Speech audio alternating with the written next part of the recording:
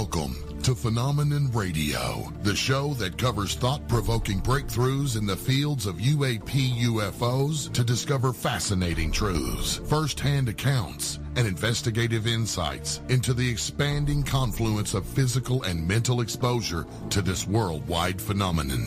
Hosted by Emmy Award-winning investigative journalists, Earth Files reporter and editor Linda Moulton Howe, and world-renowned experiencer of the 1980 Rendlesham Bentwaters incident, John Burroughs.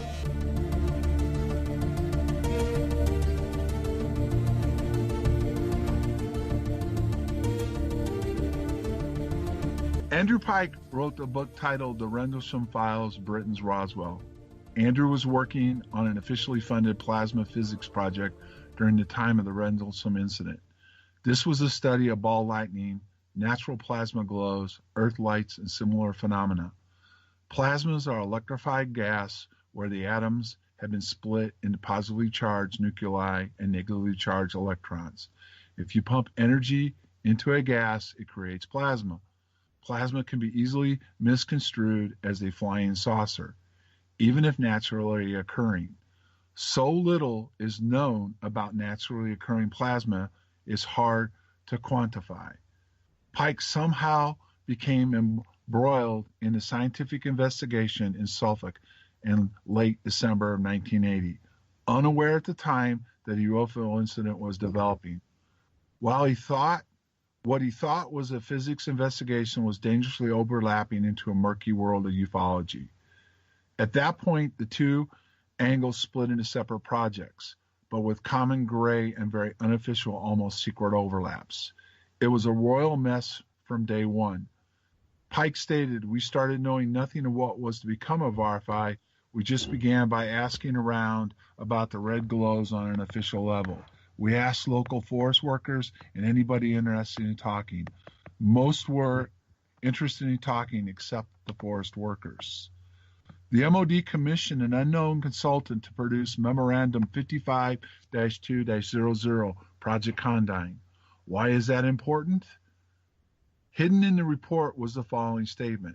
The well-reported Rendlesham Forest/Bentwaters event is an example where it might be postulated that several observers were probably exposed to UAP radiation for longer than normal UAP sighting periods.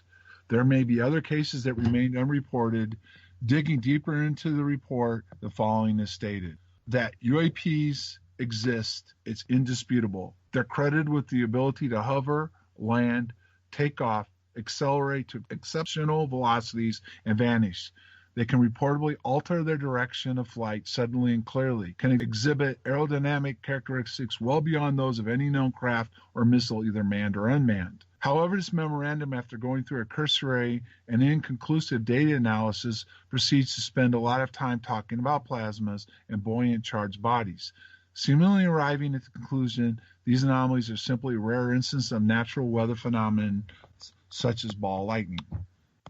Clever enough, ball lightning is indeed a rare weather phenomenon which seems to act in unusual manners. It's a convenient straw man to set up and knock down while making the case there's nothing of real interest in the UFO reports and urging the reader to move along. It's worth considering, however, that charged plasmas don't account for all the aspects of the reports coming from the Rendlesham Forest. They don't account for the physical impressions left in the forest floor at the landing site. They don't account for the beams of light projected from the main object, both at Colonel Hull's party and the weapons storage area. They don't account for the apparent interest in the base itself, a key strategic asset now known to have nuclear weapons in storage at the height of the Cold War, at a moment where solidarity was inducing critical changes in the political organizations in Poland. There is a contradiction between the basic MOD stance that there's nothing of defensive interest in the UFO reports and the statements in Condign that certain aspects of the plasma behavior should be investigated for potential military applications. Hidden aspects, such as radar evasion techniques that might provide stealth capability, the projection of decoy radar returns to enemy detection systems. There are also select phases that speak to unexpected levels of EM radiation and residual radiation effects that can be taken to imply unusual EM fields emanating from the objects reported. However, these tend to discuss frequencies specific to the perception of the brain. There seems to be a misdirection going in here, but it's worth considering something else was going on than what the MOD seems to want us to believe, and which seasoned researchers still contend is what was responsible for the experiences reported by the observers.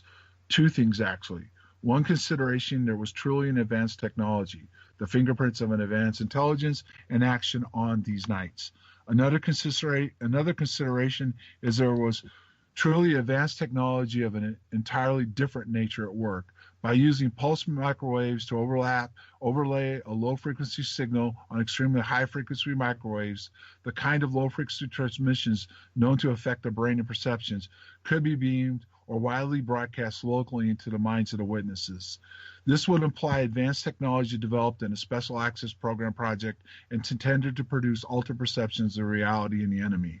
Tonight, Phenomenon Radio will be joined by two British researchers, Ronnie Dugdale and James Worrow. Ronnie will be covering some of what the original British researchers were told about how technology could have played a part in the incident, with James going into research he has conducted that has uncovered documents, both scientific and declassified documents, that support the fact some of what took place could very well involve SAP Black Project testing. You're listening to Phenomenon Radio Live right here on KGRA DB, Salt Lake City, Utah, Van Buren, Arkansas, with Bentwaters experiencer John Burroughs. And Emmy Award-winning investigative journalist Linda Moulton Howe is still off on assignment for one more week. She should be back next week. Tonight's special guest, Ronnie Dugdale, a Phenomenon Radio contributor, and James Worrow will join the show right after these messages. Don't go anywhere. We've got a great one all lined up for you.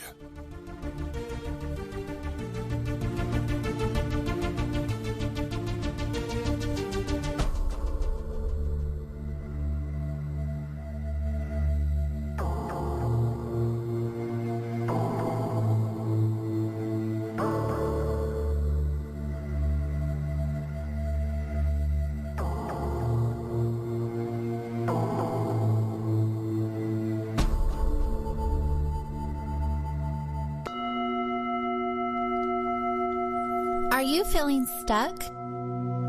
Is there a cloud hanging over you? Are you trying to find your purpose?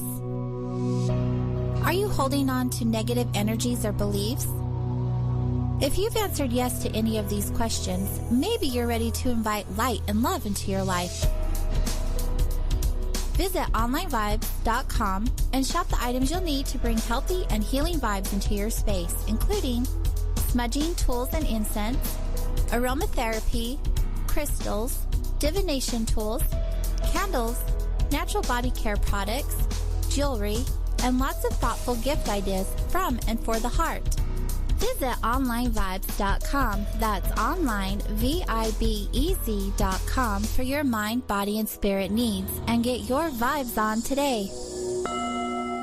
You've probably heard about all the great benefits of goat milk soap, but did you know some companies take shortcuts? At Old New England Soap, we make our organic goat's milk soap using 36% goat's milk. That's 17% more than most others. Our bars are larger, so they last longer, producing lots of lather packed with vitamins. And our soap is a natural moisturizer that smooths dry and damaged skin. Order online at oldnesoap.com. That's oldnesoap.com. You've tried the rest. Now try the best. oldnesoap.com. Water-based soaps on supermarket shelves use harsh chemical acids to break down dead skin cells, and that's just not good for you. At Old New England Soap, our soaps are made without chemical ingredients, contain no alcohol or petroleum products, and use 85% organic materials and carry the USDA's organic certification. Try some today. Go to oldnesoap.com. That's oldnesoap.com. oldnesoap.com.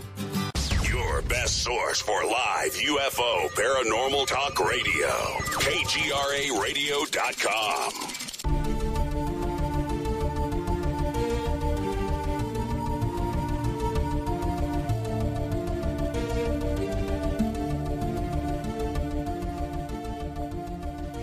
Thank you for joining us and staying with us during the commercial break. You're listening to Phenomenon Radio Live right here on KGRARadio.com, and tonight's very special interview with guests Ronnie Dugdale and James Worrow.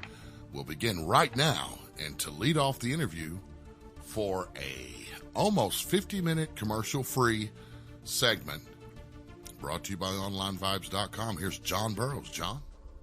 Thanks, Race. Ronnie and James, I'd like to welcome you aboard. Thank you, John.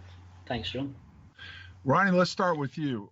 A lot of people that have been following this case, and some who haven't, might be interested in to know that actually early on, when Brenda Butler, Dot Street, and Jenny Randall started looking into this case on the UK side of things, they actually did come across some evidence from some witnesses and some other things that they were involved with that showed that some of what took place at the Bentwaters Rendlesham Forest incident could have involved technology. Would you like to start and go into some of those things? Yeah, sure.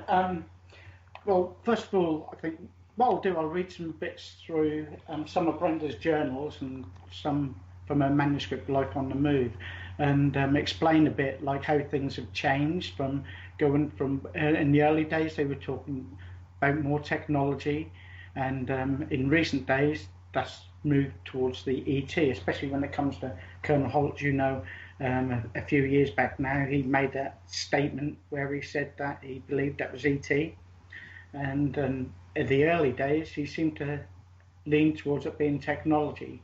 So this is from Brenda's manuscript, Life on the Move, and it says, on one occasion, Holt and Dot and me, we are not allowed to say what happened as it would cause embarrassment to government. So sorry, this is Colonel Holt talking. And on another occasion, he said, if what really happened got out, it would cause governments to topple. Dot and I were always being told that we were not scientific enough and our thinking was on the wrong wavelength, and that we would never find out what happened, as it was a closely guarded secret and a big cover-up. The government was happy for us to go around saying that it was a UFO, as it was keeping us off the scent of the real truth. And Colonel Holt said most of the documents which have been released are fakes. So, as you know, in the early days, when Brenda first heard about this, she had J.D. Ingalls come and tell her this story about a craft landing in the forest, and that there was entities, these 3 entities, and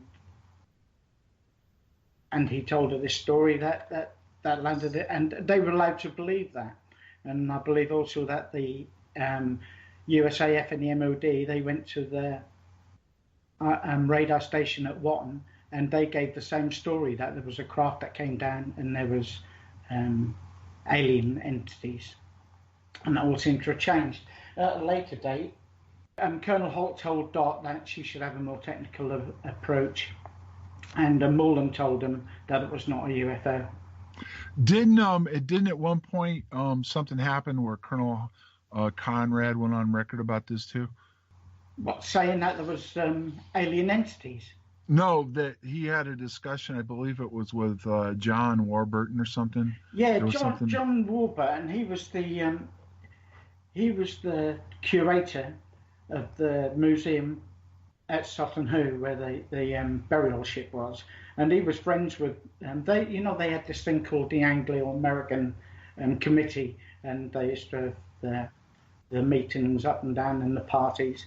Well, he was well in with Conrad, and Dot got to speak to everyone, and so did Brenda, and they got friendly with this John Warburton. They went to see him, and John Warburton said that at Moreland's farewell day, and Cochrane was leaving, Holt was supposed to have left in the summer. He said people involved in the incident were sworn to secrecy, and that I'd never get the truth out of them. And he told Dot and Brenda that they would never find out really what happened, as it was a closely guarded secret. And he's been told to say nothing. He'd heard the tape from Holt.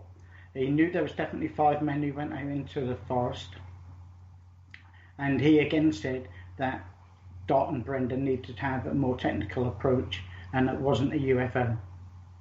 And didn't he say something about if what happened would ever come out, it would cause embarrassments to world governments? Conrad kind of said the same thing. Yeah, he did. Yeah, he said along them lines. On another time when they went to see him, They were told that Conrad had told John Warburton that it was a machine. And Conrad had told him it was a silver long shape. He didn't know what it was, but guessed that someone did. He thought it was part of an aircraft, but weren't sure. Okay. Now, you told me a story, and maybe you can tell our listeners tonight, about how at one point Brenda and Dot went out to the nest, which we're going to cover some of the technology that was out there at that particular time. James has got some good stuff on that'll reinforce what they saw. Why don't you tell the story about what happened to these two when they went out to look around on the nest? Well, that was Bawdsey, actually. Okay. Yeah, and that was in 1984. Dot and Brenda, they walked from Aldborough to Bawdsey along the river and along the beach.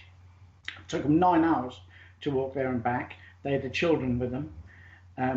They were told by another UFO investigator that while he was walking along the beach at Bawdsey by the MOD compound, there was loads of dead seagulls, and it looked as if they'd died horrifically. That they'd got burnt and they were laying there with their mouths open. They didn't look like they'd died naturally. And so Dot and Brenda decided to go and have a look for themselves. So they carted the children off and took a picnic and walked along the beach for all them miles. And when they got there, they found a long line of birds lying there, all with the beaks open. They were all on the backs. Some had been scorched and some had been burnt. And Dot picked one up and put it in a bag to have it analysed. She said it was really horrific to look at them all lying there. And they wondered what had killed them.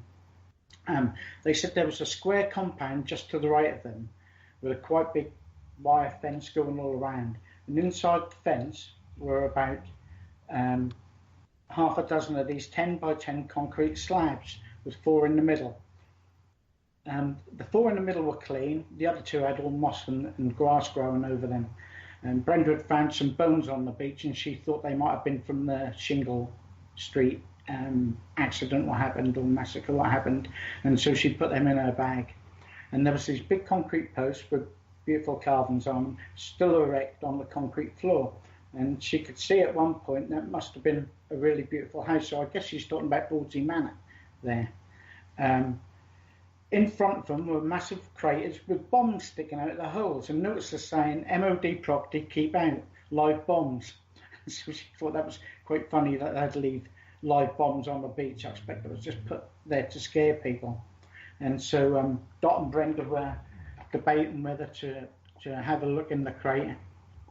And then all of a sudden they heard a noise, and 2 of the slabs inside the compound slid back, and the periscope came up and looked around, and they could see the light from the room underneath. So Dot and the children and Brenda, they dived down for cover, and Dot poked her head up above her. I can just imagine her doing this, popped her head up above the crater. And all of a sudden, they saw a beam of white light came out from the ground, and it stretched right out over the horizon out to sea. And that only lasted a few seconds, but they guessed this must have been what killed the seagulls by flying into this beam. They waited there for about 15 minutes. And then the second beam of light came out of the ground, going out to sea. They waited for another 30 minutes, and then they climbed out of the crater and walked back to the car where the car was parked at the Martel Hotel at Aldborough. So whatever that was, they wondered if that might have been something to do with what was killing the birds, and maybe that was an experiment that they were working on. Right. And Jenny Randall, she did a lot of work on more on the technical end than the girls did. They were more busy but working on the possible ET connection more. But Jenny had some interesting things. Some people told her some interesting things. And one of the things that, if you want to go into a little bit, was about actually having to do with the meteors and what was going on over the 3 nights, if you want to go into that a little bit. Yeah, okay. So this is from Jenny Randall's research. And she said references to the rocket meteor sightings kept on emerging during the early days of the Rendlesham investigation, and several of her sources in and around the base had said spontaneously to Brenda and Dot that the night of the fireballs was crucial to the case, but no one would specify why. I seem to remember a while back that I think you'd said that too. I think when Jenny had interviewed you, John, I think you'd mentioned that you thought that they were, they were crucial to the case as well. Anyway, an electronics engineer who was working at Martlesham Heath, where much of the telecommunication and satellite research has been carried out, also told Brenda and Dot that they should remember the comets in the sky that night and they could prove key. Yet they were not suggesting that ordinary fireballs had been misperceived. They hinted at something much darker. The lighthouse keeper at Orford Ness also told Jenny about the green glows around, and they'd been seen coming from under the water. These green glows under the water were seen up and down the coast for quite a while before the Rendlesham incident as well, because I can remember all through the late 70s and the early 80s, the fishermen in my area were reporting these green balls of light coming out of the sea, and also the big orange orbs as well, similar to what Laurie Bowen said she saw. Jenny interviewed one of the workers at the new Sizewell reactor, and that was in the 60s or 70s. They were working there and they saw strange incidents that convinced the crew that the site was haunted. A tingling energy was felt in the air, and power tools, even though were unplugged, came to life. I'd heard several people tell me that. Actually, Brenda worked at Sizewell, so she had heard these stories as well. But they suspected something different to them just being like a ghost or supernatural. They thought that was some sort of energy what was causing this. So together, the evidence infers that atmospheric energy, field powerful enough to affect human physiology, may occur as experimental side effects and accidentally trigger UAP. They might be akin to plasma, such as ball lightning, but they didn't know where they could originate around Rendlesham. This is some more of Jenny's research. The Cobra Mist program closed on 30th of June 1973, so they knew that weren't the answer. Although secret papers mislaid by a scientist at Heathrow Airport discussed a more powerful project called Cold Witness, earmarked to replace Cobra Mist. So although they said they'd finished Cobra Mist, there were still scientists around there and something was still going off there. The local guys who had the CB radios, they knew that something was going off there because they were hearing conversations going backwards and forwards. As Jenny had previously discovered, even though that had been decommissioned, part of the array was left in situ, and the site was supposed to have been taken over by the Foreign Office, and the BBC World Service was supposed to be operating from there. So similar over the horizon and energy beam experiments have been carried out elsewhere around the world, and also these glowing lights have been reported in their vicinity as well. So this part of East Anglia, there's always been a lot of tech communication sites. The BT research site at Martlesham Heath, the USAF and the RAF bases. And that was from where one of the engineers first told Jenny that the comets in the sky that night were relevant. So since 1969, this area has been engaged in many electronic innovations. And in 1982, Europe's first satellite transmission service was operated from there. And then, Ronnie, I wanted to go into the comets. If you go into Condyne, it talks about on heightened nights of comets in the sky, it triggers an EM field that can actually cause some of the plasma effects, to include the fact that they could have been being studied by these different sites to see, as far as being able to use them and learn how to utilize it. So you think that's why they were suggesting that the comets were?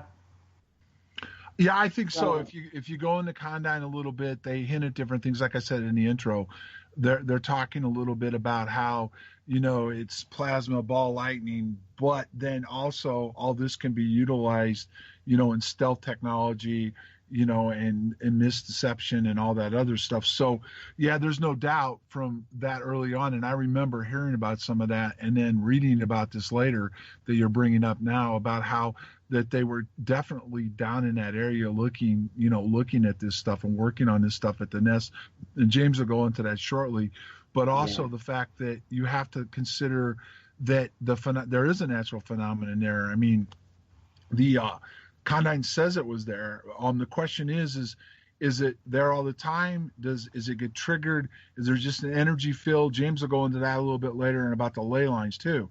But yeah, I mean, and as we go a little bit further into Jenny's, what she was told, you can't help but wonder, exactly what was going on and what they were looking at and what they were trying to accomplish. Mm. Yeah, well, this didn't all happen in 1980, did it? That had been going on for years before then. People were seeing these lights and like, the sailors were saying that they were seeing these green lights in the sea, and people were reporting orbs up and down the coast. I mean, the Rendlesham Forest incident came on the end of a long wave of sightings. No, I agree, and that could be very well the fact that they were well aware that the ley lines, the NRVG fields, and everything were there. And just like I said, what Condyne said, they were looking at these plasmas and how to use them. And there's documents that are declassified now talking about that. Even though technically SDI didn't come into play until later on in the 80s, James will show how they were actually working on these lasers and the infancy program of SDI, even though it wasn't called that back in the 70s, right there at the nest. Yeah. You want to go a little bit into what Jenny was told about the satellites possibly being brought down?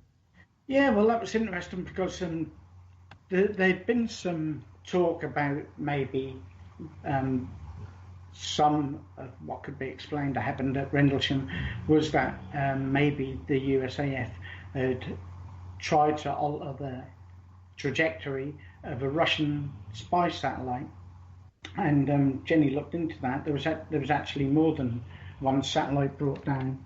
I think the one that everyone talked about was not actually a satellite. I think that was the rocket stage of it, and that was the Cosmos 749. But Dr. Bond, he was a scientist who researched into satellites in particular. And Jenny had been asking, well, actually, Dr. Bond read Sky Crash, and he was intrigued at what they'd written in there about the theory that maybe perhaps we stole a satellite or we changed the trajectory of a satellite. And he was really concerned about what she had discovered and what she had stumbled on. And he warned her. He said he was going to look into it no more. And there was this satellite called Cosmos 1226, not the 749 one, which actually would have re-entered on the night of Holtz, the 27th into the 28th. And maybe that was something to do with what what all the fuss was about with the HMS Norfolk and the Russian Tupolev and all the activity out to sea. And he said he weren't going to look into it anymore because if what he thought had happened, then that would be a national secret. And Jenny was in very grave danger of ending up in the bottom of the Thames. I think those are the words he used. Right, and I remember Jenny telling me too, as we're getting ready to bring James into the picture, Jenny telling me too that as long as they were willing to focus in on ET, being from somewhere else, everything went along pretty well. But the minute they started asking questions about technology, what was in the area, a little bit more about these satellites, which is interesting enough that there was an article written by a researcher in the United States by the name of Ben Jameson. And he wrote an article that he was told by one of the majors that was stationed at Bentwaters that they had an emergency wing staff meeting. I think you have the article, Ronnie, where on Sunday morning after the incident took place, where they actually did have a staff meeting, which Halt said nothing of that nature took place. But this major said there was a staff meeting that morning, and they discussed the downing of a Russian satellite. And one of the other factors that plays into this is that Colonel Wicker was the 67th commander, and his expertise was recovering down satellites. Yeah, absolutely. So he had quite a bit of experience in that, and they trained on that there at the base. So that all came into play also. So James, we'd like to bring you on board now, and Ronnie, I'd like you to, as he talks about some of this stuff, you know the area better than most of us, and some of the things he may describe and the effects you can maybe add into what the witnesses said. Welcome aboard Phenomenon Radio, James. Thanks very much, John, and thanks to everyone for what's going to be a great evening. All right, let's set the table first, James. The majority of what we're going to talk about tonight was research that you've done based off of scientific documents that most likely have been peer-reviewed, or you can reference people to, and declassified documents. So why don't we start with the fact of exactly what you learned about what kind of technology was at the Orford Nest and, right outside the back gate of RAF Woodbridge, Rendlesham. Okay, right. We'll start with Orford Nest. Orford Nest, there seems to have been a circular structure built there between 1963 and 1965, and its fittings seem to fit the fittings of some kind of electromagnetic wave generator. A similar generator is called a Z machine. You can reference Z machine on Google. It's a huge magnet that generates magnetic waves for use in research and experiments. Okay.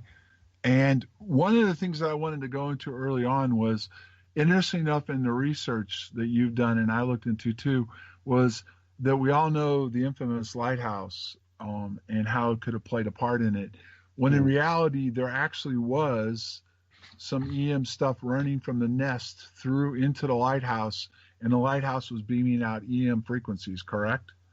That's correct. Can you go a little bit into that and what the actual, do you have that in front of you, exactly what the technology that was being used at the time? Well, the technology that was being used at the time was used to navigate and using radio frequencies to navigate ships, and it was a very unique way of navigating ships. This was also used as a post to send radio frequency messages to and from the Atomic Weapons Research Establishment in Aldermaston, and also to the BT at Adstall Park. Okay. And so these frequencies, can you name what the actual technology was? Because what made this different than most, it was actually tied into the nest, and there was cables laid from the radar sites that went up and through the lighthouse, correct? That's correct, yes. Okay. Do you remember what the technology was? Do you have that in front of you? I believe they were using millimeter wave technology. Millimeter wave technology for long-distance telecommunications. That's adapted for radars. Okay. Now, also you've uncovered some stuff about guide stars, and that's another thing that's came up where they talked about, that we were fooled by stars and planets. But, one of the questions that was brought up, and Colonel Halt said this, Peniston has said this, and even I did, I can't deny it, that there was stuff flying around out there that there's no way we could have had the technology at that point in time to create that effect. And in actuality, you've uncovered some information that shows they were called laser-guided stars. And they actually were working on that in New Mexico at Kirkland. And then it was later transferred over to the UK. Now, the interesting thing about Kirkland is, if people aren't aware of this, that right before the Bentwaters incident, or the Rendlesham Forest incident is now called, took place, they had a confirmed weapons storage area at Sandia, and they had an event take place over that area and around that area in the late spring or early summer prior to our incident, and a lot of what was seen and described there kind of fits the mold of some of what we saw. So there was a technology that they were working on called the laser guide stars. Now, can you go into that a little bit for us? Yes, certainly. A laser guide star is literally the image of a star that's created using adaptive optic imaging. It's generally used for tracking things in space and be able to calculate an exact distance, because looking at stars head on, they look like they're next to each other, but we need to know how far apart they are, and by using this laser guide star, it helps in that respect for astronomers. Didn't that, if I read it correctly, because I found a document that was there was a document, it was a United States Air Force document that was actually, they talked about this in 1983, and they were talking about how they were working on it in the States and stuff, but they actually created a fake star. And that's correct, in 1977. Right, and why don't you go into what they could do with this? Well, apparently what they've found they could actually do with this, what they used it for, they had problems tracking satellites and taking good images of Russian satellites that were going past. Now, they go past at, you could say 12,000 miles per hour they go past. And to be able to get a great picture of one of those without it being blurred was difficult. So to cut through the mechanics of everything, they came up with a system called adaptive optics, whereby they could create a artificial star in the sky using lasers, and that they could pinpoint this onto a satellite, which would then track the satellite, literally almost become attached to the satellite, track the satellite as it was going, and take a perfect photograph of it, so you can see that in detail. Now, in these stars that they created, I saw the document, and I looked at some of the pictures, and it was like, holy, because some of those pictures looked a little bit like what we definitely saw, on the ground, and if not up in the air. Now, they could also create this effect using SAGE radar and the radar systems too, right? They could create energy fields and stuff like that. Because one of the things that struck me was Rick Bobo talked a little bit about how there was this hue over the forest that he could see from the WSA tower. And why it was there, blue lights were streaming out of it down to the ground. And they could have created that effect using SAGE radar, which was, the British had a different type of radar or different nomenclature for the radar, correct? But it could create those effects, correct? Can you go into that a little bit? Well, let me just correct you on what happens with the SAGE system. The SAGE system was set up in the United States of America as an early warning system and ballistic missile system to counteract USSR. All their systems were original computer systems, original top-of-the-notch supercomputer-run systems. These were sent over to UK, and they were incorporated into the ballistic missile warning system of the UK, which is just a small version of the larger version of the SAGE system. All the systems were exactly the same. The computers, the supercomputers, the IBM systems, everything that was installed was the same. The only difference being all our radars that we were using were made by Marconi and Plessy. Okay, and what were the people, if they want to research this themselves, what were obviously the American version was called SAGE. What were the British version, and weren't those at Bowsy? Yes, we had Type 84 and Type 85 radars. Type 84 was an L-band radar. Type 85 was an S-band radar. To cut a long story short, again, without going through the technical bits, the smaller T85 radar was a multi-frequency radar, and the T85 just had a narrow beam, one single beam. Right, and Bosnian was it? How do you say that Nestead were connected? Correct. They both had these passive radar setups. Yes. Okay. Now, one of the things that Wayne Keach talked about when he was on Phenomenon 2 or 3 months ago was that you could flip the radar, because the front way of using it, and I'm not a technical guy, so if I'm saying it wrong, correct me, but when you ran it the one way, it would actually zap birds and stuff. But if you reversed it, it would be less intrusive, but it still would cause, if somebody got too close to it, organ and other issues, correct?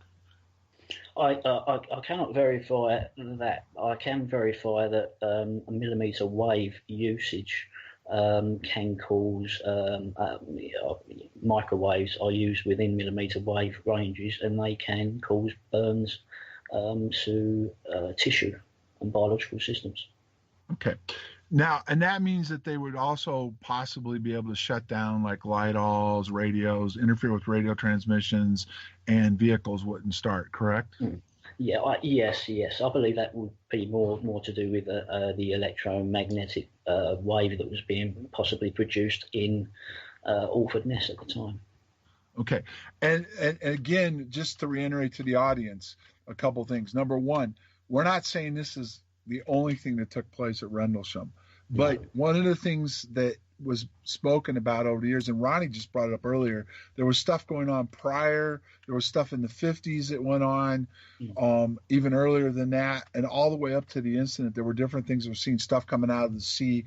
So it means that there definitely was technology there. There was technology, as we go deeper into this, that could cause some of the effects that we saw. But one of the biggest questions is, was this technology, did it create most of this, or was it they were studying whatever is in that area? Because there's still stuff going on to this day, even though the BT site's still there. But were they studying this for military application? And Condyne hinted at that all this stuff, that plasmas and all this other stuff was being studied and was continued to be studied for technology to be used, in future weaponry. So one of the things that you brought up when we first brought you on here a couple minutes ago was you talked about the fact that there was magnets that they were using. Can you go a little deeper into that now? Yes. Magnets are basically superconducting magnets. These are used in the process of a thing called a pulse power facility. Again, there was one that was built during the early 70s called the Z machine. It's a large, high-frequency electromagnetic wave generator, and it generates huge electromagnetic waves in a big pulse, boom, like a heartbeat. Okay. And now, what were they looking at? What were they using this for? What they were testing it for, and exactly what kind of effects would it cause on the forest and the base and the personnel involved? Well, some of the because it's we're talking possibly ultra low sound and things like that, and we're also talking about microwaves as well. Obviously, that's involved in this. There's lots of different frequencies that are involved in this base. For instance, the direct line of sight from the beacons in Alford Ness run directly parallel through to Alderston, and they directly go through Woodbridge, and the one that goes through to the BT research building goes just underneath the Woodbridge barracks as well. So we have that. We also have obviously the radars that are keeping an eye on the base as well, that are also using millimetre wave communications and technology. So it's a big bag of microwaves being involved in this. Okay, and that particular magnet, you I think you told me off air that it could create. Was this particular piece of equipment that could create anger, depression, and stuff like that? Was there a different type of equipment that was in use? Yes, electromagnetic radiation has been. In the 2016 Journal of Chemical and Neuroanatomy, it talks about it produces widespread effects, neuropsychiatric effects, including depression, anxiety. This was actually written in the 2016 Journal of Chemical Neuroanatomy. Okay, so one of the things that I think people that remember that were stationed there, we had issues with depression. I believe, and it's been years since I've been there, but at one point we led the Air Force in attempted suicides. There was a lot of anger and fighting going on, a lot of drinking.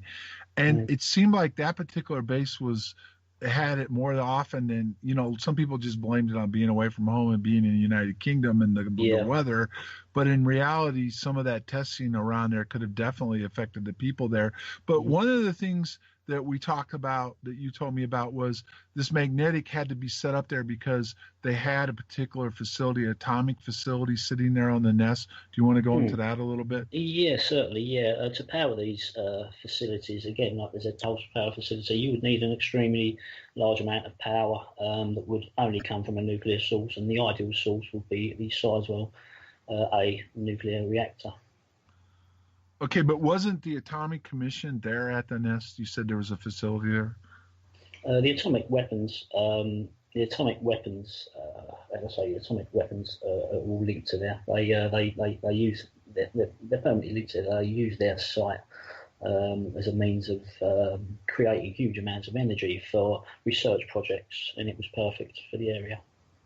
And didn't this magnet, weren't they trying, explain the magnet stuff. Oh, what we're talking about pretty much like this CERN type thing. We're talking about experimenting literally all manner of things, even down to gravity and anti-gravity at the same time, matter and antimatter. Can you go into that a little bit?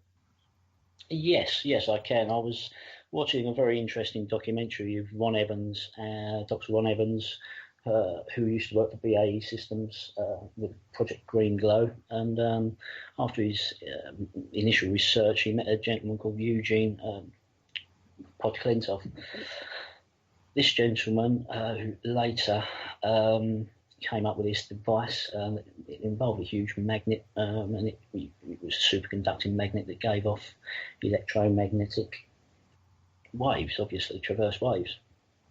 This was eventually, to cut long story short, this was eventually used as a means of lift propulsion.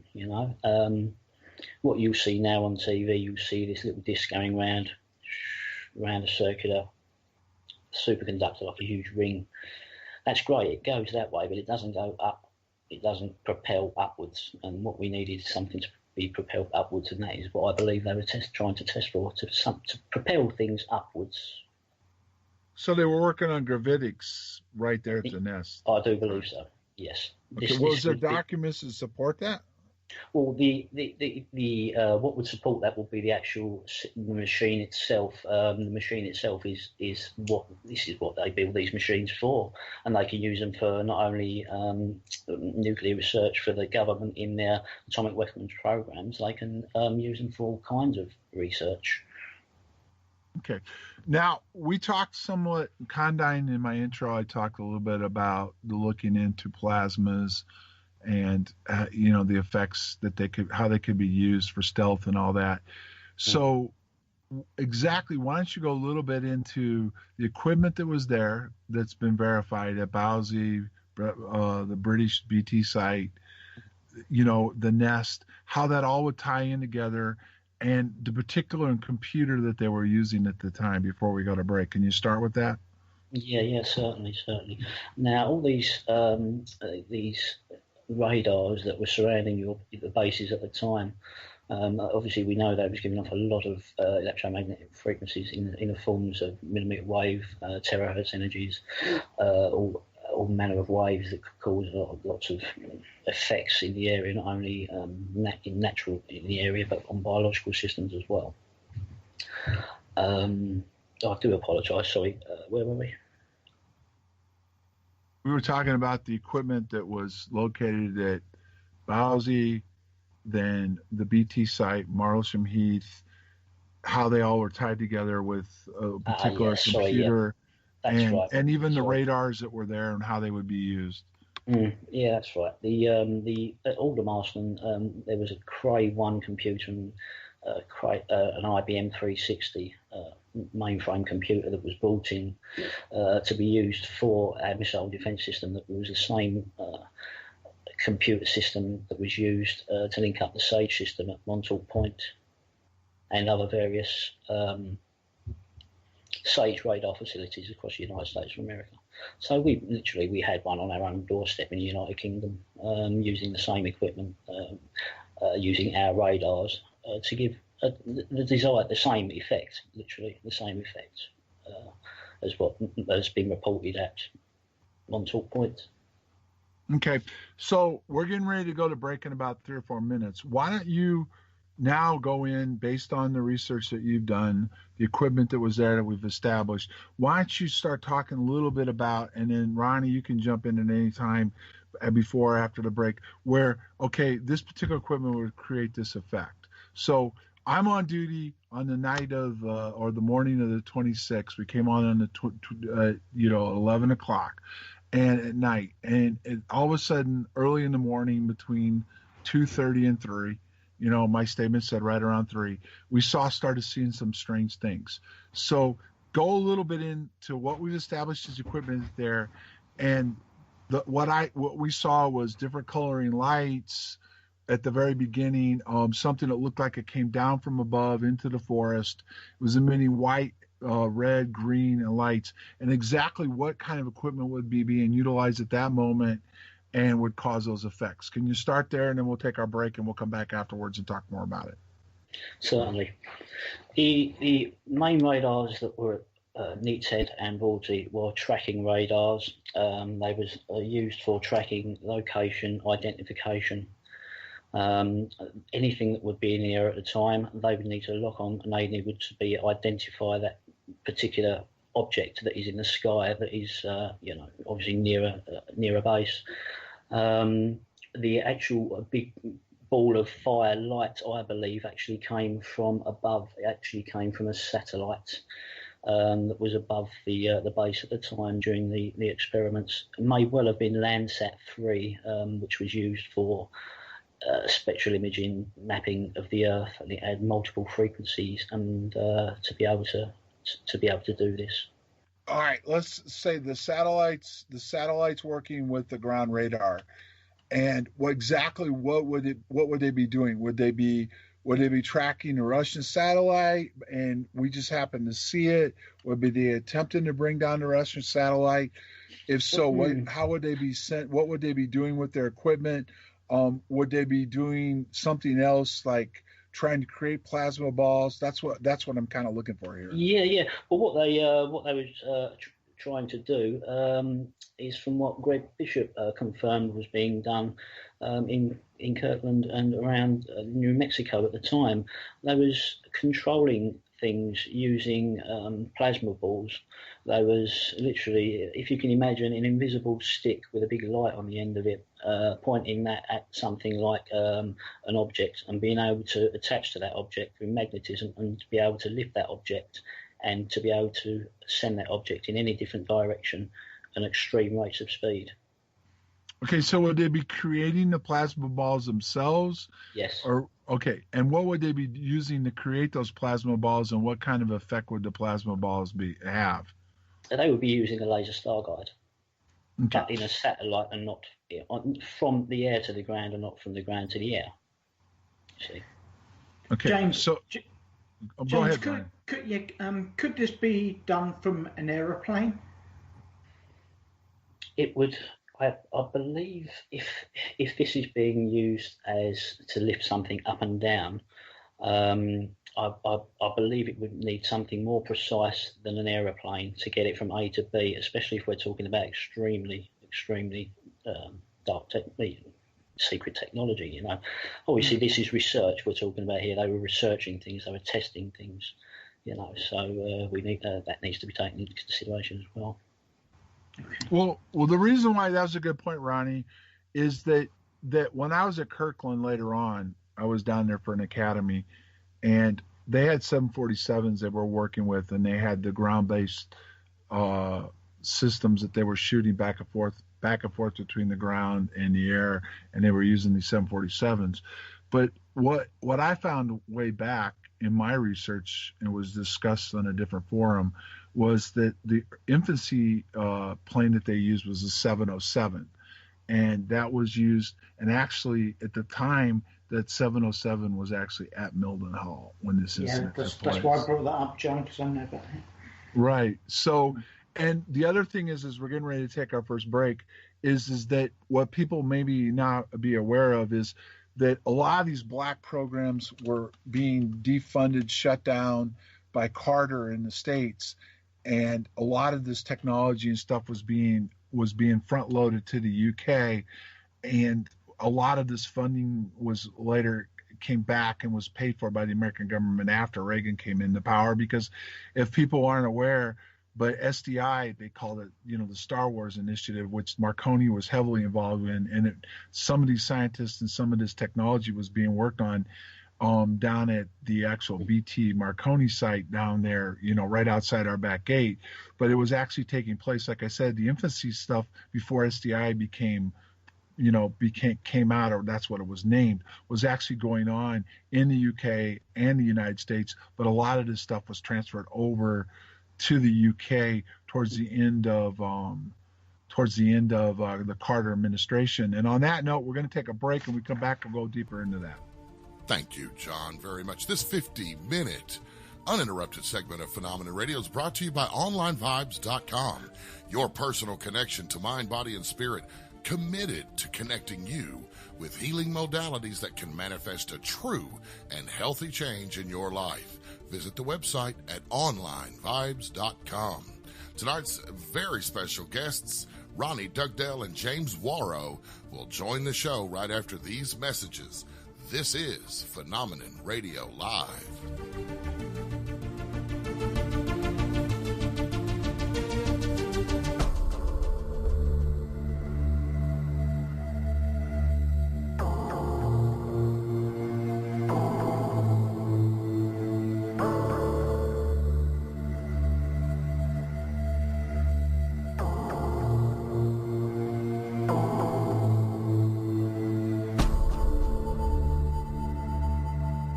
The healing powers of silver, Ion Silver, an antiseptic powerhouse used for centuries. Now you can harness the benefits of Ion Silver in a convenient spray. Ion Silver is a highly effective antimicrobial spray that's safe for family and pets. Excellent for wound care, a must for your first aid kit. It binds to bacteria, viruses, and fungus to immediately destroy them. Also used as an underarm deodorant, acne preventative, surface disinfectant, and more. Buy Ion Silver at ionsilver.us. That's ionsilver.us.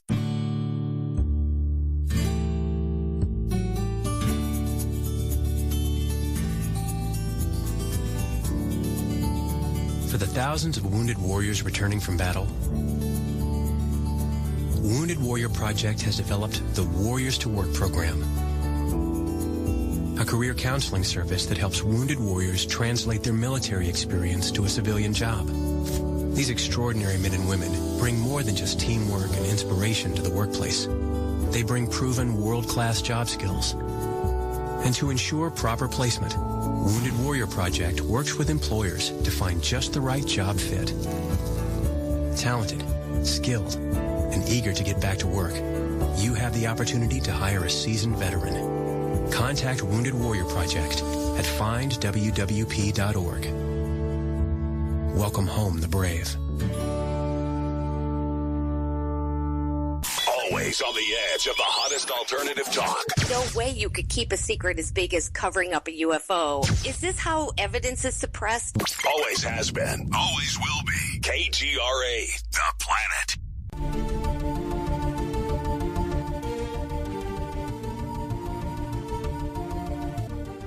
You're listening to the KGRA DB, Salt Lake City, Utah, Van Buren, Arkansas. We begin hour 2 of tonight's interview with Ronnie Dugdale and James Worrow on Phenomenon Radio Live with John right now. Here's JB. Thanks, Racer. Hey, Ronnie, now that we've covered some of this, let's go a little bit more into the Groves Journal, and you can explain to the listeners some of what they were told that falls right into this category of what James was just talking about. Yeah, sure. There's lots we can talk about that. Anyway, there was lots of talk on the base about microwaves and laser lights, and this person was an airman on the base. I don't know if you'd ever heard of him, John. His name was Dale Winston, and he'd rung Brenda up, and he said it was an experimental craft, and it hit the runway lights. Well, the runway lights did receive some damage, and they got an electrician in from out off base to fix them. But anyway, this Dale Winston rung her up and said that was an experimental craft that come down, hit the runway lights. An aeroplane came in and recovered it because it was damaged. We know that. Was it a C-15 came in, John? I saw a C-5 come into Bentwaters, and that was down there by the WSA. There's also been talk, which I never saw it come in or really went down by the 67th, but there was a 141 down there. And one of the things that was talked about was, well, I was on the gate Tuesday night and I saw them lift a crate, some kind of a wooden crate. It was right about dusk. So a helicopter lifted it. It looked like a wooden crate, and they brought it out of the forest, and it went along parallel to the runway, and then it came back in, and it sat. It looked like it sat whatever it was down there, and then the helicopter flew back off towards the forest. But and then shortly after that, some of the, if I remember right, Williams came through, and I think Ziegler and maybe Conrad came through. I don't remember Halt coming through that night, but it brought some activity out to the 67th. Okay, so anyway, this Dale told Brenda he thought that was an experimental craft that hit the runway lights, that came down in the trees, and we know something did come down in the trees then because of the damage to the trees. He says this aeroplane come in and recovered it because it was damaged and took it away to Germany. He said that it attempted to land at Woodbridge, but the craft malfunctioned. The two elderly people who lived in the house at the bottom of the runway, it's called Folly House. You know the one I'm talking about, John, near just past Eastgate? Right. Yeah, and the people in the house there, they heard both English and American accents from the people who were fussing around outside where the runway lights have been damaged. So that make you think maybe the MOD and the USAF were involved in something together. They looked out their window at 11:45, and the lady said that something hit the runway lights not far from the house, and she said the object was silver and looked like a pyramid, like an upturned ice cream cone. I know what everyone's going to think, that's the Apollo capsule, but no, this wasn't like the Apollo capsule. Well, not to interrupt too much, Ronnie, but I remember looking at some of the different Soviet satellites at the time, and the actual satellites, there's a couple of them that kind of fit that description. Do you know what I mean? And which night did this lady say that took place? Do you remember? Well, do you know what, John? After, when Holt's memo came out, it seemed like everything changed to the 27th, but in Brenda's journal, that definitely said the 27th. So whether that meant 11:45 for the 27th and then that incident went on over into the 28th, I'm not sure, or whether that was the 26th and the 27th. But all it says is that was on, Dale Winston was on duty the 26th and the 27th, so I guess he was on mid-26th and the 27th. Okay, so that would make kind of sense, that putting some of this together now, because the memo itself, I think, to me personally, and Halt's never given a satisfactory answer, because he's always said that, he was very meticulous. He kept his tape recorder for everything, and he wrote the memo based off of the witness statements and the incident reports and the blotters. Now, our incident reports that were released showed what night ours happened, which he had the wrong dates for that.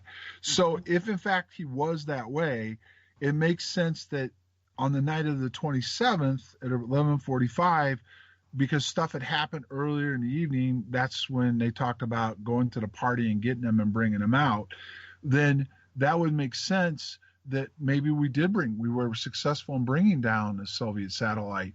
And not only that, because the 67th, which people aren't aware of and became a hot topic item, was that most people didn't realize that Marsham Heath had an active airfield at one time. Yeah, I know that. And they actually, you could set helicopters down there. And if they didn't want to draw attention to the base directly on that night, they could have staged some helicopters out there, especially if they were working on a project involving bringing down a satellite that might crash into the ocean, into the forest, or actually, the fact that there's a couple British ships out there, which we talked about with Jenny Randall saying they were out there, and that the fact that Jenny actually, I don't know if we covered that or not, talked a little bit about how they were actually ordered to go under, inside, and none of them were allowed on deck at certain points during the incident. That's right. I mean, they said that was HMS Norfolk, but since then I think some people have done some research, and the records show that HMS Norfolk at that time was in Portsmouth. But listen, if the MOD were involved in something, they can say anything they like, can't they? Well, and they do.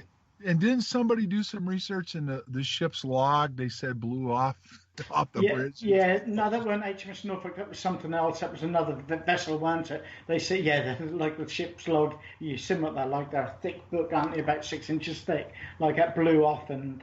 Yeah, they lost it at sea. Yeah, they can't tell. And also, when the prisons, the local prisons were put on an evacuation alert, so obviously they knew something was going off there. To have the local prisons put on evacuation alert, they needed somewhere where they could put a lot of people in case maybe something went wrong, or they needed to be, kept away from anyone else, and like a hospital, really.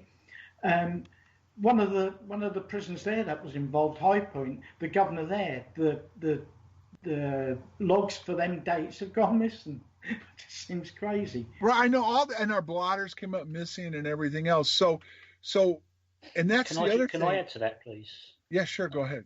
Yeah, the judging by some of the paperwork and some of the documentaries I've seen in the 80s regarding what was happening at the time security-wise, in the event of any kind of problem involving anything nuclear, a nuclear event, the local prison, if it was built like a fort, for instance, would be used as a base of operations because it's shielded from the light, the electromagnetic pulse light that comes from, and it's also linked to various, obviously, security establishments and police establishments, and it's also linked to the main BT hub of communications.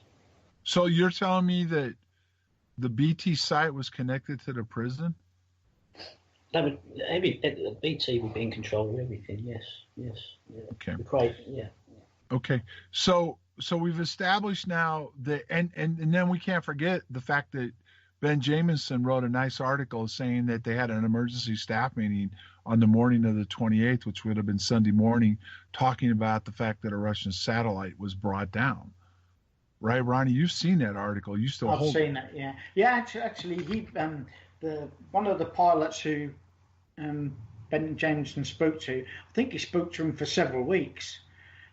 Slowly got the story out of him, that there had been a Russian satellite that they had changed the trajectory of and maybe stolen. And Colonel Halt mentioned too at one point in an interview he did way back that he actually looked into the fact that possibly, because you notice when we first started the show, you talked a little bit about the fact that, if it could affect governments, it could cause issues like that. He brought up the fact that there was a possibility a Russian commando team actually landed. And I believe there is evidence that shows there was a Russian sub off the coast at that time, wasn't there, Ronnie? There was. I've seen the photographs of it. I mean, Brenda's got photographs. She's got photographs of one of the 67 ARS helicopters with something in the cargo, which looks like a satellite. And she's also got a photograph of filming out of the back of the helicopter, and the Russian sub is there. So, there's... Can I just interject again, please? Another thing regarding the Russians. The Russians were ahead of the Americans in this technology. It was through studying Russian papers and Russian scientific work that they actually established these star guides in the first place. So the Russians were well ahead. And at this time, during these periods, Russia actually had an anti-satellite satellite in the sky at the time, which would be an ideal thing to bring down if you felt it was a threat to your any kind of ballistic missile system that you've got. So let me get this straight, James, because this is new to me. You're telling me now this has just been talked about in the last few years, where we were looking at being able to do that in space, where they were able to take down each other's technology. And one of the things was we could use aircraft and stuff like that. And I believe at one point there has been a treaty signed a few years ago about no weapons in space. But you're saying back in 1980, the Russians had an anti-satellite satellite in space that could shoot down our satellites. Correct. I've got the paperwork to confirm that, and I'll be uploading that as after the show as well. Well, that would be something the United States would be highly interested in, and would probably want to be able to bring down. So, and you're saying at that time, the Russians, were way ahead of us in that technology. We got the plasma technology that they were interested in that could disable electrical units, these plasma balls, they called them. Document suggests that they were very interested in copying this technology, because if the Russians have got this technology, you need to copy this technology to know how to counteract the technology itself. So you would want to bring down their technology to look at it. Okay. That kind of falls into the movie The Hunt for Red October, except that it was the hunt for a satellite. Yeah. All right, Ronnie, what was one of the other things that you mentioned that was brought to the girls' attention?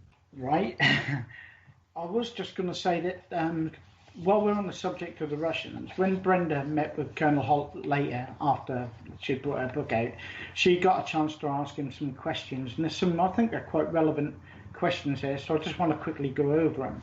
And she asks him, is it true American and Russian scientists are working together in diverse fields of biology, medicine and space? And his answer was, we do work alongside them, yes. And then she goes on and asks him, do you know what Project Moondust is? An alleged project involved in the retrieval of satellites. And he snapped back, no. So then she says, do you know what remote viewing is? As I sometimes, because she knows someone who has this ability. And then he gets really agitated and concerned. And he says, yes, we're experimenting in the USA and Russia with it. And then Brenda says, I was told that the 141 Starlifter transporter aircraft had secret intelligence men on board. What did they want? And he says, I didn't know about that until a later date. Okay.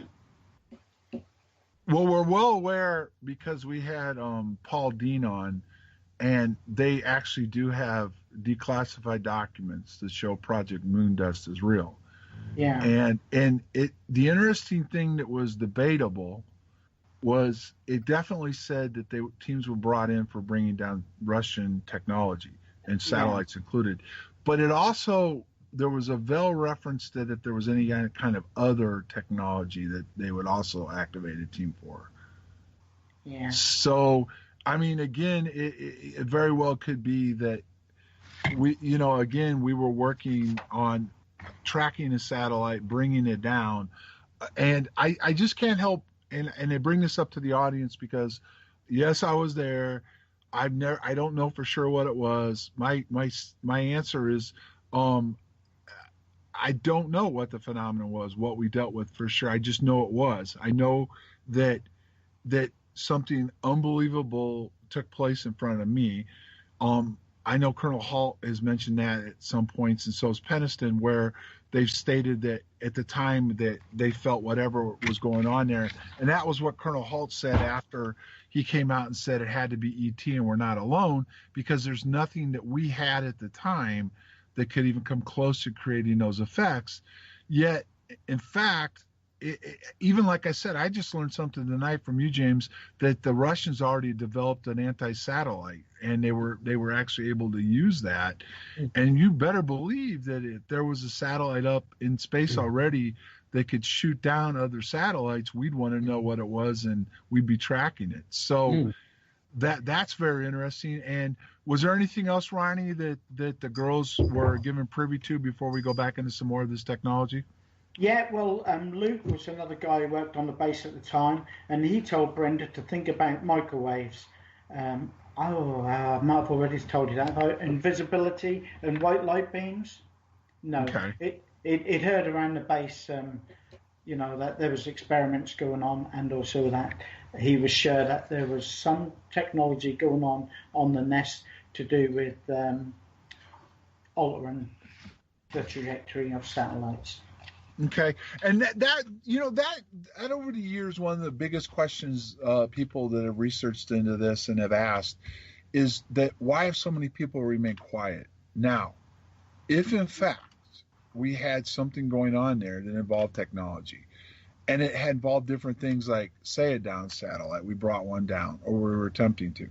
We were doing research on radars and microwaves, which we'll go deeper into with James here in a minute.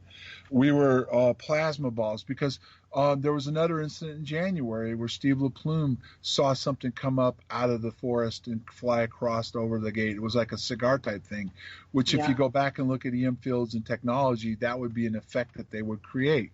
If we were working on all that technology right outside the gate, it would be very, very smart of the American government to keep people from looking at very closely, even if it wasn't on the base directly, but right out in that area, to throw the UFO thing in right away. Because back then, especially, not so much today, but back then, the researchers, there was not going to be a lot of emphasis looked at or put into anything else, if it involved UFOs. There was just the mainstream press, even today, they don't cover it very well, but at least now they'll give it more consideration.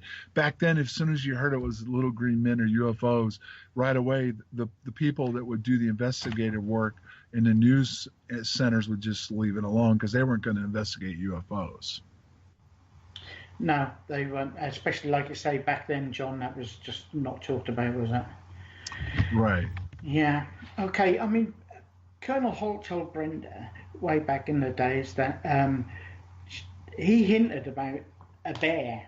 He said you should be looking for the bear, and I think he meant by that the Russian Tupolev bear aircraft. She took it literally as thinking that there was a bear in the forest, and because there had been things spotted in the forest, and I think they were thrown off the scent there. But why would Colonel Holt be telling them to be more technical, that they needed to be more scientific, hinting these things, and then change his mind so late back in the day to say that it was E.T.? I want to jump in here, John, if I may. Oh, sure. Go ahead, Ray. I mean, where does any of this, if what the guy said in the beginning was legitimate, where does any of this equate to bringing down any government? That's a good question. Yeah. Unless, okay, let's just remember the Hunt for Red October. Remember, we had McGonigal on, and he talked about that, and he found out about the sub. So the book was loosely based on a real incident. One of the issues they had with the fact that this guy wanted to defect with the submarine was that once the Russians knew we had it for sure, there would be an international incident, because we actually did an act of war. When any of you take somebody else's equipment, military-wise or anything, or bring it down, it technically would be an act of war. Now, like the bear, I mean, yeah, Brenda thought it was the bear in the woods, but maybe the bear wasn't even the bear of the plane. It could have just been the bear itself is the Russian government, and they were behind some of this, and we were bringing a satellite down. And if it came out that we brought a Russian satellite down, what would be the implications to everything? You know what I mean? Does that make sense, Race? That does make sense. It does. It could be used. That could be an explanation for why the Soviets would be off the coast as well. Right. Right. And one of the things was that some of the older satellites that they still had up there, or I thought at the time when I first started looking at, were the newer satellites. But the fact is that James has uncovered, we'll go into this technology here shortly with the computers and the radars, was that one of the ways that they would do some of this is they would actually shoot off the film. So the satellite would shoot around the film, and then it would eject it into the ocean. And that's what Wicker was good at. Wicker was trained in recovering the film canisters. So if, in fact, the Russians were out there and one of those satellites that was coming overhead, because Holtz talked about that, where a satellite would come over to base and take pictures, but it wouldn't just be taking pictures of Benoit, it would be taking pictures of the UK, all of NATO and everything else. If, in fact, we were trying to alter a satellite or do something like that, the Soviets would have already been out there looking to recover that film. And if we shot one of their satellites down, then that would be an international incident. And a lot of stuff that takes place is never brought to the public view. But the fact of the matter is that we're never going to acknowledge it, no differently than even today's world where, who can spy on who and who knows what. But if, in fact, we were able to bring down one of their satellites, that would turn into a huge international incident if it ever made, public view. And also, then the Russians would now know for sure we have the capabilities to do that. Yes. John, just supposing that the Russians, obviously they knew that their satellite was due to, I'm not talking about the rocket stage one, the one that everyone talk about, the other one that landed on the 27th. That Dr. Bond said that there was something seriously wrong with the re-entry coordinates. They'd been altered for definite, and he hinted that was us that had done that. Now, just supposing that they got wind that we were going to do that, however we done it, whether we fired up what was left on the nest, the Cobra Mist thing, but not the Cobra Mist, and that was able to alter the trajectory of that satellite, and we grabbed the satellite. A lot of what happened afterwards could have been the Russians, because they were miles ahead of us in the technologies. They could have been retaliating, saying, "This is what we can do." Because agreed. The beams of light going down in the weapons storage area, and that has been said later that 2 of the nuclear weapons were altered in some way and had to go away. Maybe they were just saying, look, this is what we can do. You need to let us have back our technology, or we're going to play hell. Right. And there's a couple other things that I want to go into real fast, and we're going to take our last break, and then we'll come back and we'll go into Robert Evans' work a little bit more in ley lines. But 2 things that stood out. Number one, there was Marconi scientists working down in the area, and several mysteriously died after working down there. And it was labeled suicide. Now, the interesting thing that I never looked at from one angle, but has become prevalent now, or talk about a little bit more now. At first, it looked like we were knocking them off because of the fact that we didn't want this technology to get out. But in reality, the Russians may have knocked them off because we were making so many advancements in this technology and the ability to do this stuff, because they were working on, this is not conspiracy stuff, but SDI was being worked on, and all this technology was being worked on at the BT Martlesham East site. This is real. This isn't made up stuff. That they were working on this technology. And then the last thing that stands out that you have to look at and consider when you look at the Russians, the CIA documents that just got dumped in January, in there it admitted that we had the capabilities to zap the Russian nuclear storage facilities in Russia. So darn well, if we could do some of that, and we were affecting the personnel there and seeing how it would affect them and the technology, if we were doing it, the Russians were doing it. Yeah, but do you know, John, while Rendlesham was going on, the same thing was going on in Russia anyway. They were getting exactly the same thing in their weapons storage area. It was happening at the same time. So that could have been tit for tat. Right, and including some of the CIA documents talk a little bit about how, and this was brought up in another show, and then we're going to take our break, and we'll talk about this after the break, is that some of this stuff that was affected, some of these like launch sites that were affected, may not have been aliens. It may not have been UFOs. It may have been Russian technology shutting down our actual nuclear sites. Yes. Well, can I just interject quickly before? Well, no, James. Well, hold that thought. We've got to take our last break, and when we come back from break, we'll go right into that. Okay. Thank you, John, James, and Ronnie. For the latest in science, the environment, and real X-Files, visit the award-winning website earthfiles.com with over 2,000 in-depth reports that go way beyond the 6 o'clock news. That's earthfiles.com. Folks, don't you go anywhere. We're going to be right back with the final segment of tonight's Phenomenon Radio Live episode with Ronnie Dugdale and James Worrow and John Burroughs right after these messages. You're listening to Phenomenon Radio Live on KGRA Radio.com. Exclusively, you won't hear it anywhere else.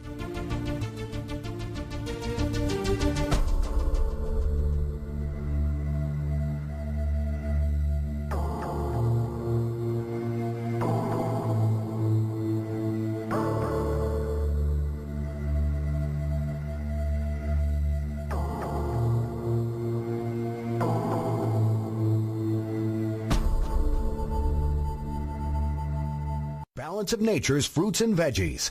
Did you know 40% of all cancer could be prevented? That's a fact. Along with maintaining appropriate body weight and regular exercise, the American Institute for Cancer Research and the USDA confirm that eating 9 to 11 servings of fruits and vegetables every day is the key. Now ask yourself, am I at risk? How many servings of fruits and vegetables did I eat today? Balance of Nature has solved this problem and provides an easy and affordable way to consume over 10 servings of 31 different whole fruits and vegetables every day. Here's microbiologist Dr. Kim O'Neill talking about Balance of Nature.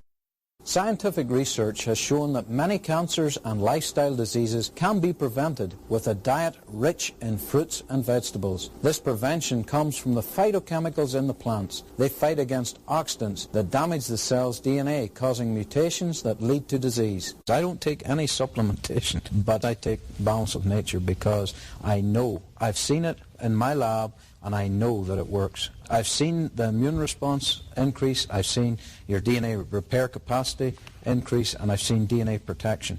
And that, to me, as a scientist, rings so true. I'm a big supporter of the product. 2 winters ago, I had, between November and March, I had 5 head colds, and each time it was like a 2-week ordeal. Last winter, with your product, I didn't have a single one.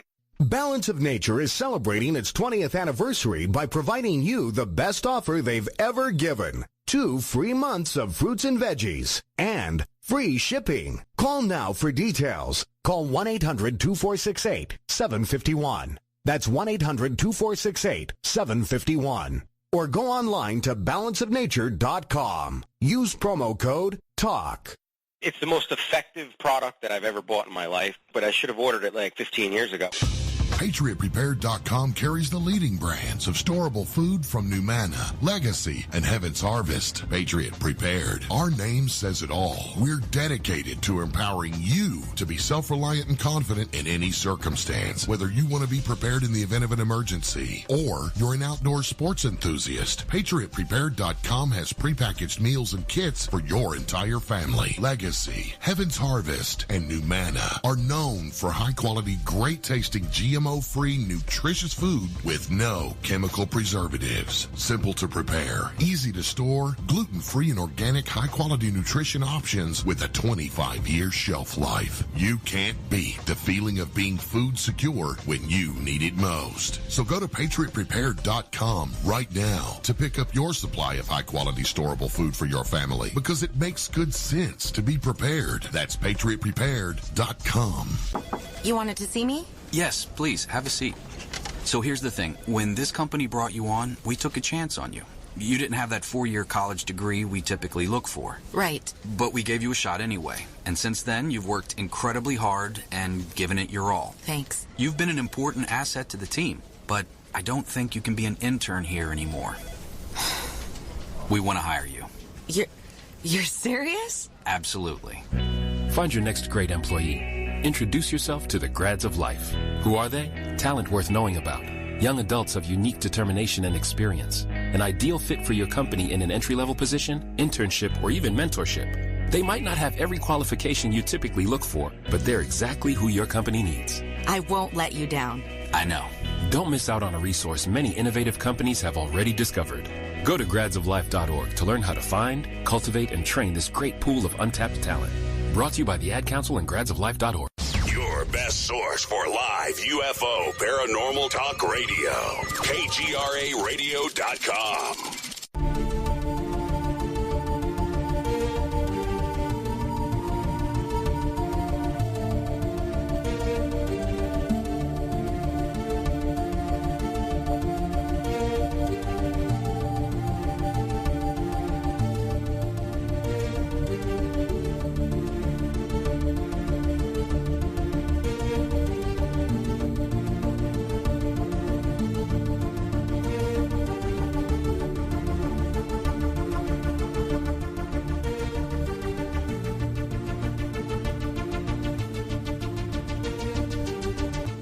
Welcome back to Phenomenon Radio Live for the final segment of the program with tonight's special guest, Ronnie Dugdale and James Worrow. Here's JB. Thanks, Race. Before we went to break, James, you're about to talk a little bit about what the Russians were capable of, and I want to bring up to our listeners, we've had an individual that did an investigation on Bentwaters. He was an investigative reporter for CNN. He went into work for the government. He went to work for a guy by the name of Andy Marshall, which was the top think tank for advanced weaponry. But one of his comments that he hinted at, because you get these hints from these different people, because they can't really talk about it, but sometimes they think they want to just give you a little hint to think about.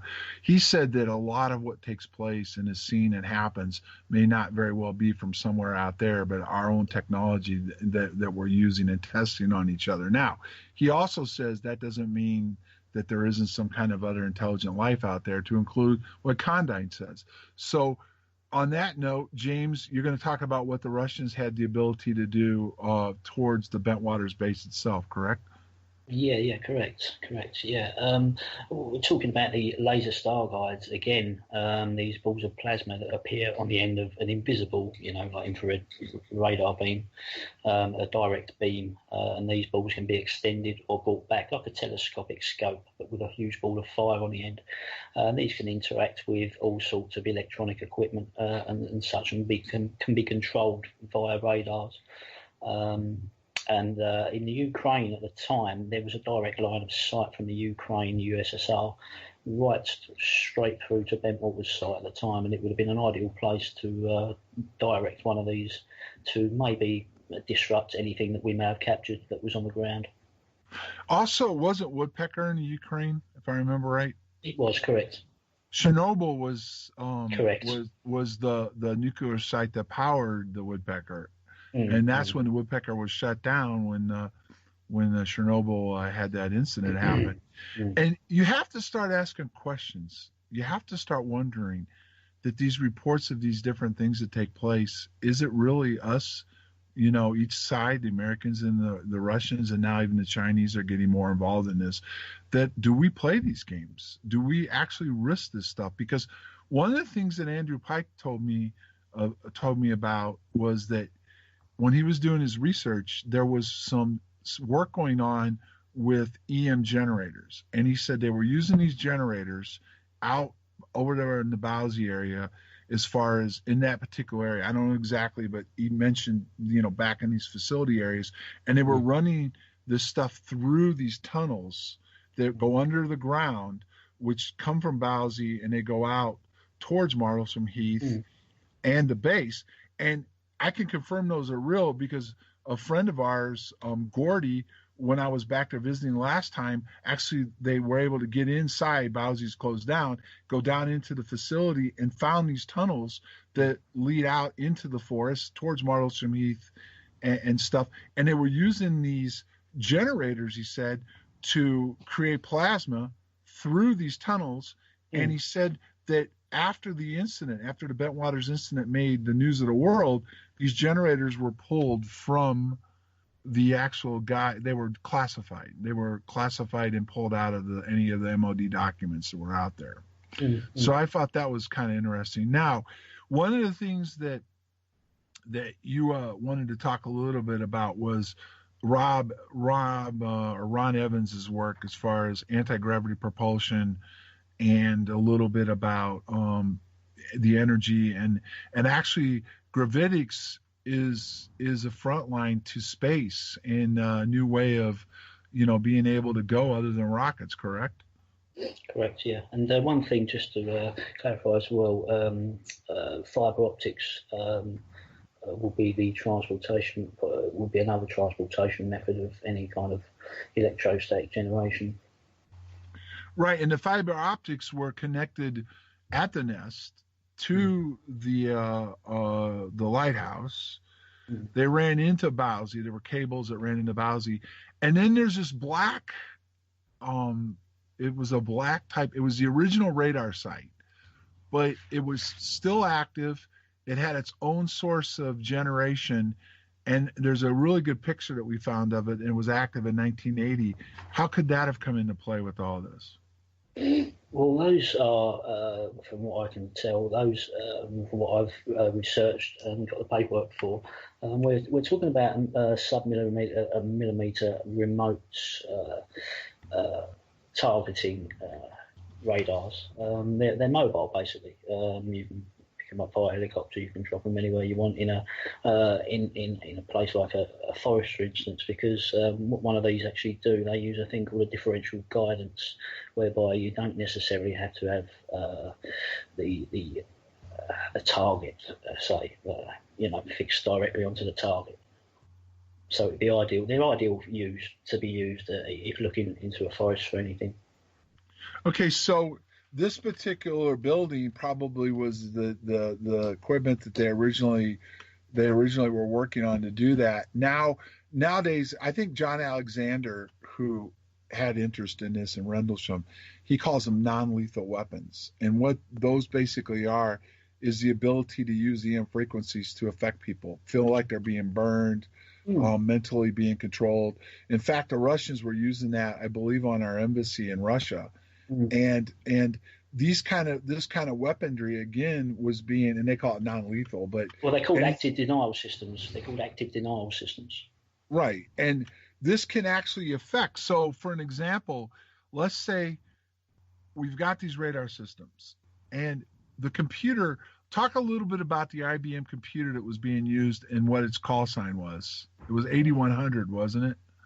Yeah. There was an information program that was developed in 1972 to 74, and it was called an 8100 integrating system. I'll be uploading everything after the show. But this was an 8100 system, and it could calculate many things, and it was integrated into the military hardware at the time. And this could process much information, including satellite information, and it was also linked to GPS satellites as well. So I'm just curious about something. Now, this is just a hypothetical, people, but I want to bring this up. If, in fact, you brought down a Russian satellite, say, or you were trying to communicate through the computer itself, how would that computer connect to the systems, and how would they transmit their communications? Would it be using binary? Yes, it will be. It will be used in binary through the radio waves, using Wi-Fi, using LAN, using what we use now, pretty much. Information across the airwaves, but via beams. Actually, using beams of information from radar to source and back again. Okay, and these plasma balls. And what they were working on, they were creating these effects. If you had an interaction with one of those, that would involve terahertz radiation, and they would be created through these satellites, correct? The terahertz radiation is created from the energy that is actually created, that comes from the creation of the ball of plasma itself. It emanates from the actual ball of plasma itself. So the closer you are to it, the more chance you're going to succumb to extreme amounts of terahertz radiation. But also, if you're in a beam, if you're in an invisible radar beam, for instance, that's used to track aircraft and large objects in the sky and missiles, and you're standing in front of one of them at the same time, you're going to get another dose of terahertz radiation. Okay, now let's say, for example, they created. I keep going back to the Rick Bobo part where he talked about being up in the tower and seeing this dome over the forest, this reddish, orangish dome. That would be created by the radars, correct? The EMPs? Okay. Yeah. What would cause the plasma balls to come out of this dome?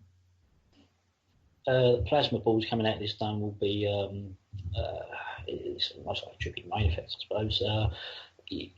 Electromagnetic particles in the air react differently, different temperatures, and some of these electric balls that come out are pretty much like plasma themselves, but it's just a different frequency of plasma, or they could quite easily just be the beams themselves directing. You see, sometimes you see what they use 3 beams at once to get a star, and sometimes they break apart, and then they find. So you're saying all of a sudden they can hit it? Well, I just want to clarify this because this is important, James. Yeah. Halt said he saw one giant ball split into 3 smaller balls. Okay, that's in the tape. Could that happen with being zapped, a plasma ball being zapped by a laser? Yes, that could happen in the creation of a laser, and when the beams pull apart from each other from centralizing in that triangulation, when they pull apart, obviously it divides into 3 separate balls when they're apart, and when they're actually meeting in the middle together to create an even more powerful ball, that's when it becomes even larger, you see. Okay, now, would you use the big radar sites, or would you, because also people forget there was some radar sites at the actual BT site at the time. They were called communications radars, but what people have to understand is they can be used for more than one thing. To include SAGE radar could be reversed and used differently. So would they be coming from these large radar sites being controlled by the IBM 8100? Or would they be portable sites, or would they all 3 be connected together? They could. This could happen by 2 radar sites and a satellite, and it could also happen with one of these mobiles, 1 radar and a satellite as well. And you need triangulation, correct? You do. You need triangulation, yes. So all 3 of them would triangulate, so you would have a. Explain that. If you had that, let's just say you were walking and you came up on the energy field itself and it was being triangulated, what would you see at that moment?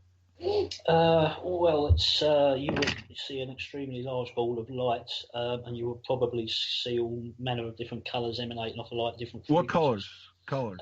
Blue, yellows, greens, all manner of photon lights in the electromagnetic spectrum. Would they be like orangish too?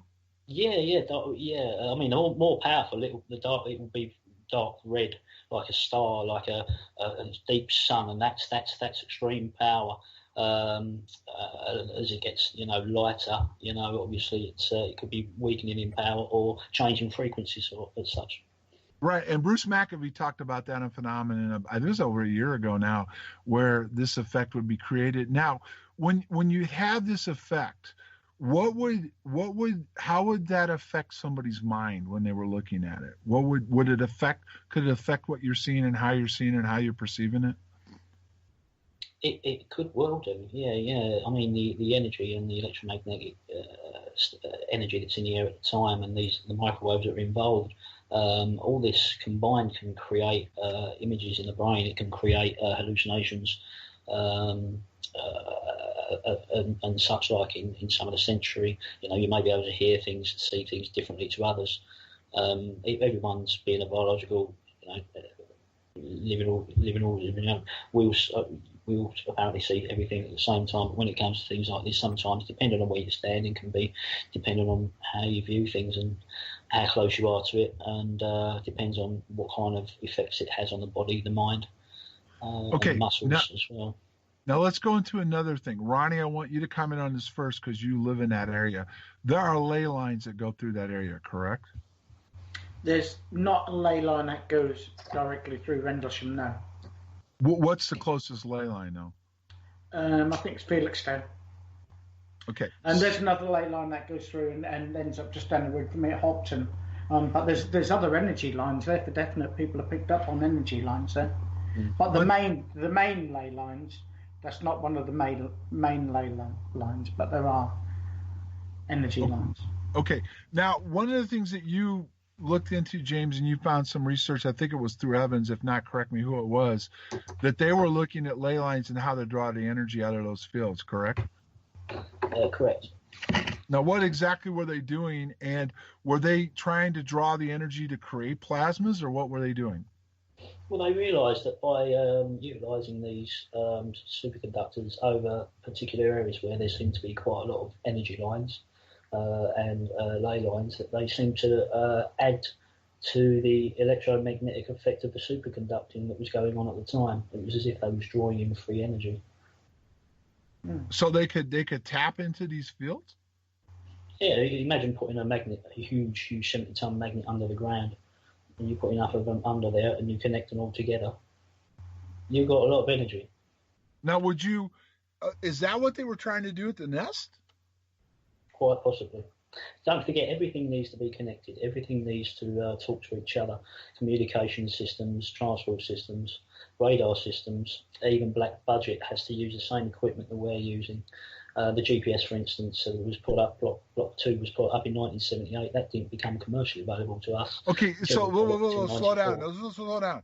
One of the things that they've tried to emphasize that no one would have known of these coordinates or these binary things because there was no GPS at that point.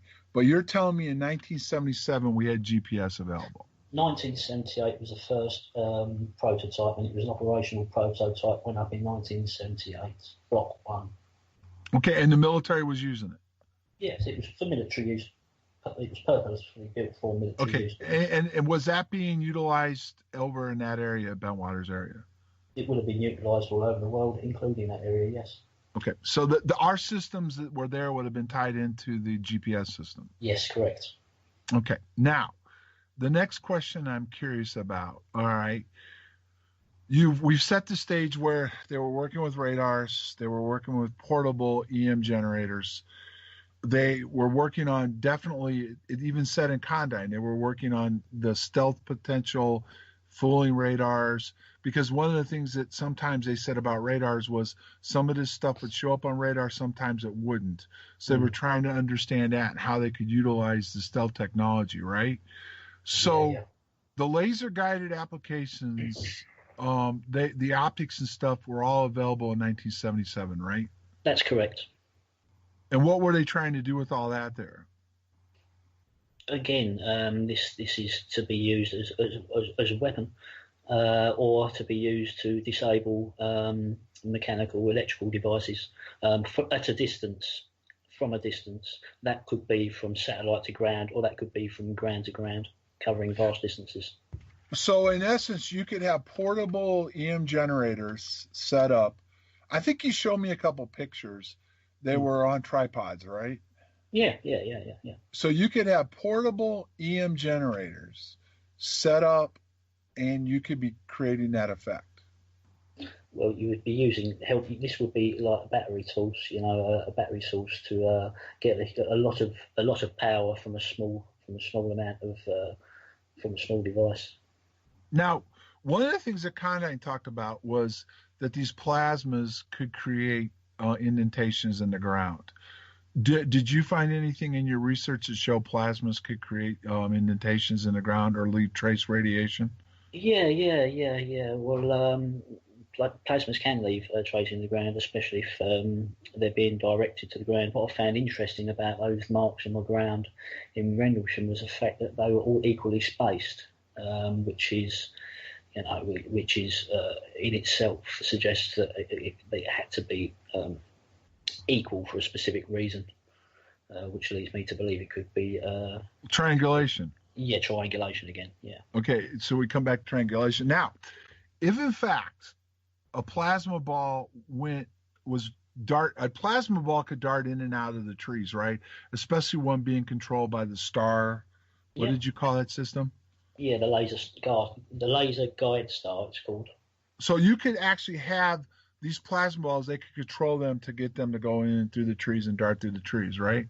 Correct. If that shot up through the trees, would the plasma affect the tree canopy? I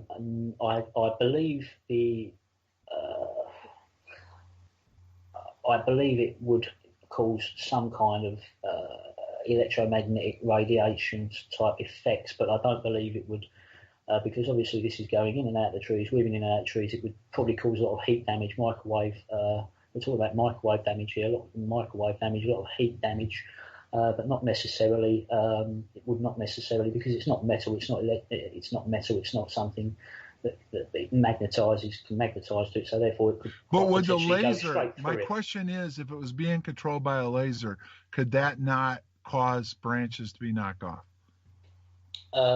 It depends on where it's being controlled from. If it's being controlled from above, potentially. You could, yes, depending on its strength and on its frequency. Okay, all right.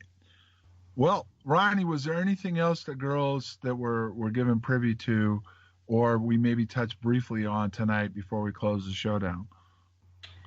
The Karen tapes, I'm not sure if all the listeners were aware of the interview that Brenda done with the wife of one of the 67th ARS pilots, where she gave this long interview and detailed and produced documents saying that we had one of the Russian aircraft at Bentwaters, and we were flying it backwards and forwards.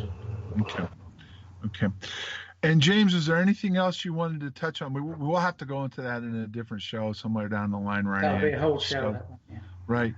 James, is there anything else you wanted to talk about the technology that was available at the time that could have played into the incident before we close the show down tonight? Yes, I'd like to talk about something called biophotonics, and it's analysing things from a distance using laser and optics from a distance, and it's a form of sampling things like seeds and minerals and stuff from a distance to be analysed by satellites and then relayed back down to the Earth to be examined again. And these are the types of things that pretty much orbit other planets, to get similar sort of information from. And to target some of these, I mean, a great way of using this and a great way of, say, targeting the right place if you want to look at a certain region is by using one of these guide stars. So, say, for instance, you're hovering over a place in, say, like a cornfield, for instance, and you're a satellite up in the air, nice cloud, clear the sky because there are no clouds during the summer that much in that area anyway. And then you've got a great opportunity to go down there and possibly test either the distance between the Earth and the satellite itself, or for other potential tests, like taking a quick camera shot, and in that instant you can get a lot of detail and a lot of biological knowledge from any biological systems or agricultural systems in an instant, and that's transferable through the laser and the system itself as well. Okay. Information. James, could this be used to create crop circles, do you think? It could well be, yes, and it wouldn't surprise me if the mathematical equations are generated via a computer, and they are just markers to tell the satellite people up there. They've probably got a board up there, or got a board somewhere saying, right, we've taken samples from this, and this is our marker. Like a stamp, like you stamp something, but you're never going to go back there again because it's a random thing. Right. And guys, I don't want to cut you off. I just want to say we're out of time. I want to tell you thank you both for coming on. It was a very interesting show. And folks, what we covered tonight, we're not trying to say this is verbatim what took place out there. All we were trying to introduce you to the fact was that early on, even Colonel Halt talked about it possibly having more to do with technology than ET. And the fact that there was technology available and in the area of Bentwaters, Woodbridge, Rendlesham Forest area that was being utilized and worked on at the time of the incident could help explain some of what took place. And on that note, I want to thank you, James and Ronnie, for coming on. And Race, take us to next week, please. Absolutely. Well, yep, it was interesting hypotheses tonight. Good show, everybody. Next week on Phenomena Radio, Grant Cameron returns. He will join the show to talk about some new revelations regarding Tom DeLonge. We all, I'm sure, look forward to having him back on the show. For John Burroughs, Ronnie Dugdale, James Worrow, I am Race Hobbs, the producer of Phenomenon Radio, thanking you for listening and reminding you to stay tuned as we have 3 more hours of live programming right here on KGRA Radio with Jimmy Church and Fade to Black, as tonight is Fader Night live with open lines tonight, so you don't want to miss that. Right now, I am saying good night to all of you and have a great weekend, everybody, and we'll see you next week. Thanks for joining us, y'all.